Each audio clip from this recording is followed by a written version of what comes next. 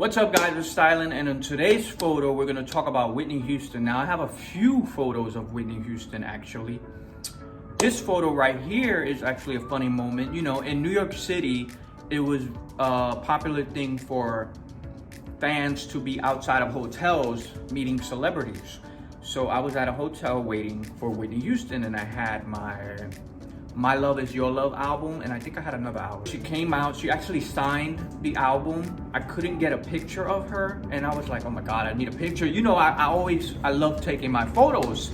And if you hear background noise, that's the train passing by. I'm in the Bronx visiting family. And so anyway, back to the photo. What I would do a lot of times, crazy, I was young, I would start jogging, running after the car, like whoever it was. Like I've chased Halle Berry, not Queen Latifah.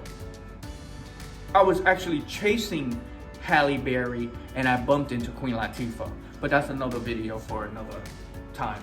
But yeah, so whatever. I would chase people. I'd chase Babyface, just anybody. Like I was a kid, like whatever. So I was chasing because I wanted to get a photo, and it was a few blocks later where a red light was coming. And I was standing on the sidewalk, and I kind of was just like, please, Whitney, or whatever, you know, just kind of going like this with the camera in my hand, like to show through the glass because the windows was closed. And she rolled the window down, and she was like, hey, my baby. And I'm like, oh my God. So I get off the sidewalk to go towards her to get the picture. And she's like, no, baby, stay right there, baby. They gonna get you. They gonna get you, baby. Stay right there and take it. So I'm like, okay. And as she's saying that, the car behind her and the car in front of her, bodyguard comes out, one out of each car, and they're about to, but I stopped, and I'm like, oh, I don't remember what I said, but probably, oh, thank you, and I took the shot, which is this shot. And the light turned green, and she waved and left. But that goes to show you how nice she was. You know, a lot of celebrities, you don't gotta do that. You don't have to roll your window down. They're just, all right, whatever, he out there, I don't give a shit. So I was grateful for that. This photo right here was outside of the David Letterman show. She kind of stood on top of her car to grab some stuff to sign, and that's what that picture is. This photo right here is pretty dope too, because I was outside of Radio City Music Hall at a Brian McKnight concert. Because I would go to concerts too and just see what celebrity would show up or whatever, or see the performer like Brian McKnight. And it was just me and a friend, and we were standing out there waiting to see. Ironically, there was nobody there. Which is odd, because normally there will be a lot of fans outside of shows or whatever the case may be. Nobody was really there. Whitney and Bobby Brown come out of their car, and she's drinking soda, something in a can. And I'm like, holy shit, you know, like I'm like, oh.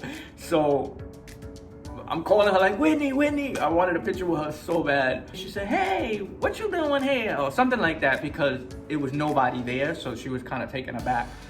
And I said, can I get a picture? And she said, take it while I walk. And I took, as you can see, I took that shot. So that was really dope. Just little moments like that are things I always remember, especially as a kid. You know, you're seeing your favorite celebrities in person, and while those are just minor moments, you feel connected to them, and you're excited because you met someone you loved and they were so nice. Because there are times I've met people and they're not so nice, and I've also heard stories of celebrities who were not so nice. So grateful I was able to meet Whitney.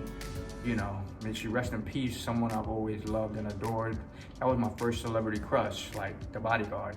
And I actually accidentally saw The Bodyguard because we were going to the movies, my mom, her friend, and me.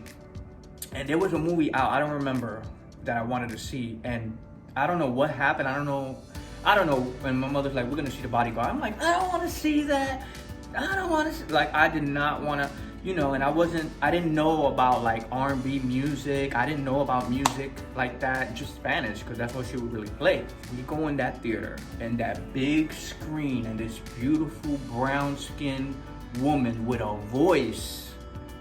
And I was just mesmerized. Like, bro, I was like, I couldn't even believe it. Like, what is this? What? And I remember I went and bought the bootleg. I didn't even know about bootlegs, tapes, or real ones. And I bought that, and ever since then I've been an R&B head, and my life completely changed musically after that. So forever grateful for Whitney and everything that she gave us as an artist, as a performer. And I'm so grateful that I was able to meet her briefly those couple of times.